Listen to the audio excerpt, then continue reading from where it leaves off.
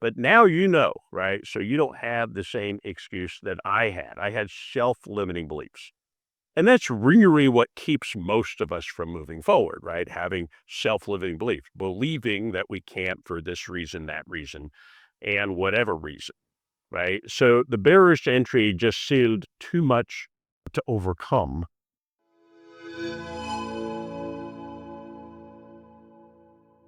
So my biggest regret is, man, I spent years, pushing a ball up a hill, helping a company, working in middle management and a Fortune 500, helping a company that doesn't exist anymore, by the way, get even bigger. You know, and why did I do that? I don't even know.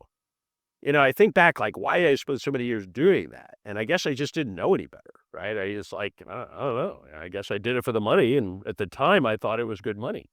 And then I finally started flipping houses. And of course, once I started flipping houses, I said, oh my God, why did I start doing this sooner? Right? I spent too many years just flipping houses.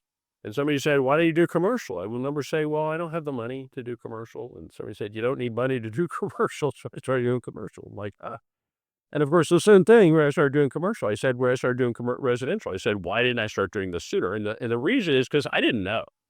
Right? But now you know, right? So you don't have the same excuse that I had. I had self-limiting beliefs. And that's really what keeps most of us from moving forward, right? Having self-limiting beliefs, believing that we can't for this reason, that reason, and whatever reason, right? So the barriers to entry just seemed too much to overcome.